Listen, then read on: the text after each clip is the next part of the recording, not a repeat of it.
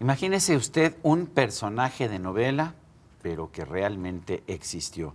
Y me refiero a María Ignacia Rodríguez, una mujer de una belleza espectacular en el México de principios del siglo XIX, finales del XVIII, y una mujer también que tuvo un papel importante en nuestra historia, pero un papel que no es conocido.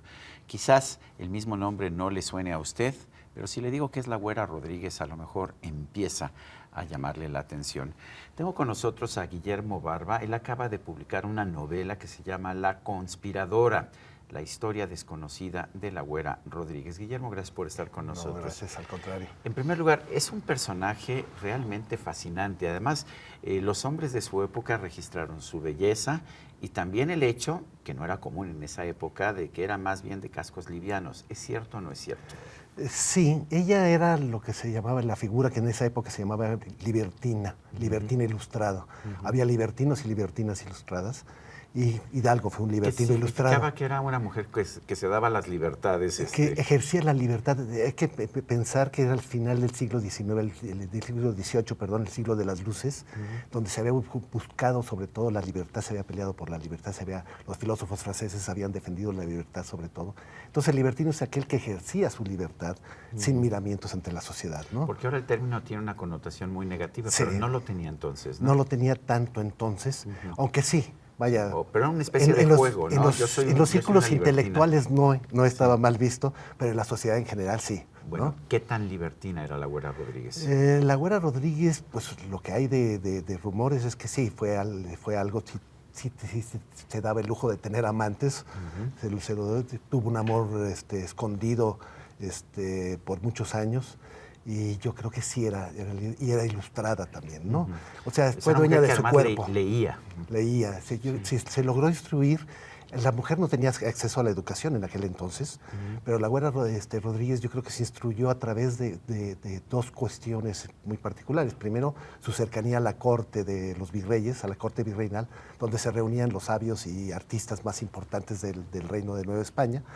Y su cuñado, el marqués de Uluapa, era un criollo muy ilustrado y tenía una de las tertulias más importantes de la Ciudad de México, a las cuales asistía la Güera Rodríguez. Y ahí yo creo que se estudió. ¿Tan hermosa como dicen? Pues eso dicen. Humboldt dice que fue la mujer más hermosa que conoció en sus viajes por América. Y nada más. Y Humboldt anduvo por toda América. ¿No? Claro. Y era un observador. Y era un buen observador. Y sus contemporáneos, los cronistas e historiadores como Lucas Alemán o Bustamante, siempre que se refieren a ella se refieren como mujer muy famosa por su belleza o una de las verdades más connotadas. ¿Es verdad que fue amante de Allende o de Hidalgo o de alguno de los conspiradores? Se le han inventado muchos amantes. También, sí. Eso también más, ahí cuelgan mucho más de su cuello. Más medallas de las más medallas de las que debería tener, ¿no? Ni de Hidalgo ni de Allende, no dudo. De Iturbide es muy probable que sí. ¿Es cierto que Iturbide desvió su entrada a la Ciudad de México para pasar por el balcón de la Güera? Así lo dice Guillermo Prieto en sus memorias. O sea que algo debe tener. Y sí, es un caso muy específico ese y muy interesante porque un ejército que está entrando haciendo el desfile triunfal de la independencia, desviar el discurso, el curso del desfile para pasar por frente de ellas es por algo muy importante. Y la Güera es que había ayudado mucho a la independencia. Eso fue ¿En qué ayudó? ¿Cuál fue su papel histórico independientemente de su papel amoroso? Ella estuvo inmiscuida en asuntos independentistas desde 1808, junto con el Ayuntamiento de México, que se intenta crear una autonomía para México, un intento fallido. Ella sirve ahí de espía y de intrigante. Luego le dan un golpe de Estado, los gachupines le dan un golpe de Estado al virrey que quería apoyar a los criollos para hacer la autonomía de México, y nombran a un virrey que era el arzobispo Lizana. Ahí la Güera conspira directamente también para apoyar la conspiración de Valladolid. En México apoya haciendo una conspiración contra los principales gachupines.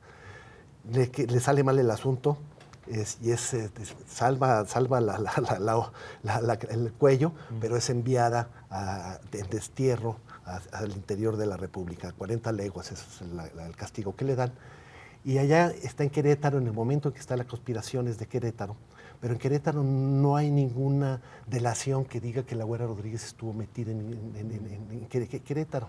O sea, en la famosa conspiración de Querétaro, ¿no? La famosa conspiración de Querétaro con los corregidores Domínguez y pero sí hay una delación que dice que la Güera Rodríguez apoyaba a Hidalgo directamente en Dolores con dinero.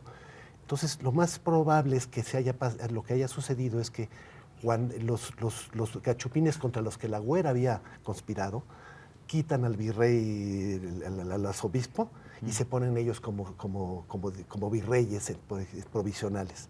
Entonces los enemigos, sus principales, sus directos enemigos, están al poder de Nueva España, y ella se va hasta Dolores, donde tenía una hacienda que le administraba Mariano Abasolo. O sea, por ahí tiene el contacto, y había tenido contacto con Allende. Hay documentos que demuestran que eso es, que han salido a la luz pública recientemente. Y lo más probable es que en Dolores allí mismo apoyó económicamente a Hidalgo. Era una mujer rica.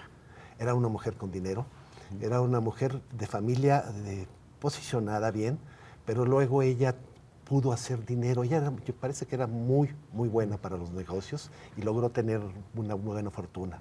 ¿Qué tanto de La conspiradora es historia y qué tanto es ficción? Una novela histórica nunca termina de ser historia 100%. 100%, porque dejaría de ser novela. Sí, dejaría de ser novela. Desde los hechos más comprobados, que la Güera Rodríguez estuvo en la Inquisición, pues no sabemos qué le dijo a la Inquisición. Entonces, el momento que ponemos palabras en los inquisidores y palabras en la Güera para defenderse y demás, todo eso es ficción. Y en cuanto a los hechos históricos donde hay documentos que comprueban esto, he sido lo más fiel posible.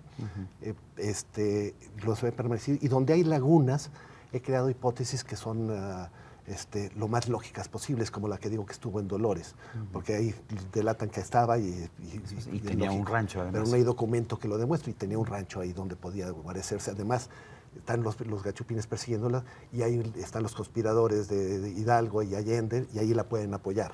¿Qué te llamó la atención primero de María Ignacia? ¿De dónde surge el nombre de la Güera? Uno pensaría que la Güera es una designación contemporánea, pero pues ya existía entonces en el siglo XIX. Sí, el término Güera ya existía.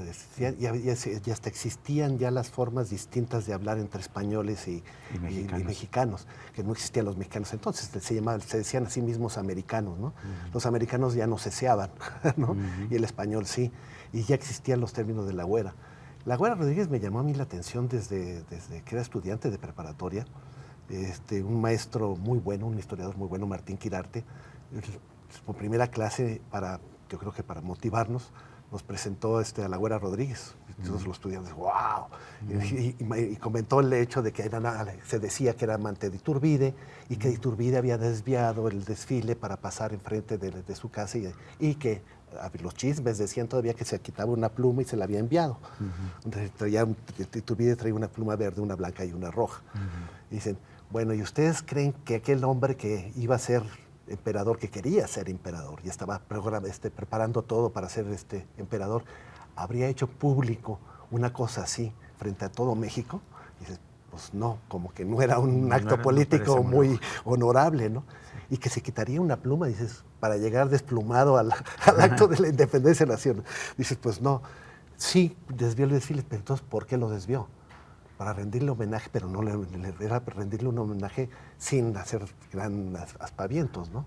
Y al platicarme eso, don Martín Quirarte, entonces me despertó mucho la duda. Nos dijo, la historia hay que leerla entre líneas también, y hay que pensar y ver qué puede ser cierto y qué no. Entonces me empecé a estudiar a la Güera, leía a don Artemio de Vallarispe, que ese era el único libro que existía antes de es el único que existe de la Güera en total. Y cada vez que había algún estudio de historia, un estudio historiográfico sobre la Güera Rodríguez, lo leía y aprendía de ella, y fui documentándome hasta que pude contener tanta información como para escribir la novela, ¿no? Pero me subyugó ella como un personaje que tenía dos estigmas marcadísimos, ¿no? que era su propia libertad, una mujer que quería ser libre, ella como mujer. Libertina. Libertina, y una mujer que quería que su patria fuera libre. Esos dos le hicieron hacer montones de cosas, arriesgar a su vida, arriesgar a sus hijos, arriesgar todo lo que tenía, ¿no? ¿Cuántas veces se casó? Varias veces, ¿no es así? Se casó 3 veces. La primera vez fue por orden del virrey, y fue un matrimonio obligado, en el cual parece ser, eso lo cuenta, un descendiente de ella, la güera y su hermana Josefa se iban afuera del cuartel de granaderos, donde tenían como unos novios. El virrey Revillagigedo pasó por ahí, las vio y le pareció eso muy inmoral, era muy rígido. Quién sabe qué les vio haciendo inmoralmente, pero las obligó a las dos a casarse con los 2 oficiales. A Josefa, la hermana, le fue muy bien con su matrimonio, el marqués de Uluapa, se querían mucho, yo creo que es donde la güera realmente acompañaba a la hermana a ver al novio, pero a la güera le fue muy mal con el marido era golpeador, era muy celoso, y se casó con la mujer, una de las mujeres más guapas de México, y era celoso, entonces finalmente la golpeaba, y una vez hasta la intentó asesinar con una pistola, pero afortunadamente no disparó. Y ese matrimonio terminó en separación de cuerpos, en una especie de separación de cuerpos, porque hubo un proceso de divorcio que está muy bien documentado, y él la acusó de adúltera, porque ella lo acusó de intento de asesinato, y él en contrapartida la acusó de adúltera, inventándole montones de amantes que no pudo tener y que le perjudicaron su imagen de por vida, ¿no? Y el segundo matrimonio fue con un hombre de 56 años más o menos. La leyenda dice que era un hombre de 80 años, no. 56 años para esa época era mayor, pero no era Hidalgo. Hidalgo tenía 56 cuando empezó la independencia. Era un hombre que montaba a caballo 10 horas diarias. No eran hombres viejos. Pero el marido se le murió a los 4 o 5 meses de matrimonio, y ella quedó embarazada. Y entonces fue tan repentino que ni siquiera estaba ella en el testamento del marido. Y entonces los parientes del difunto dijeron que ella estaba inventando el embarazo para quedarse con la herencia. Y entonces la güera tuvo que hacer un parto con testigos para confirmar que sí estaba embarazada y que sí tenía un hijo del marido. La novela se llama La conspiradora, de Guillermo Barba, es de Editorial Planeta. Gracias por invitarnos a leerla. No, al contrario, muchas gracias a ustedes. Y a usted, amigo televidente, que hace posible este programa, se lo agradezco también. Esto es todo por hoy, pero no se lo olvide. Nos vemos la próxima.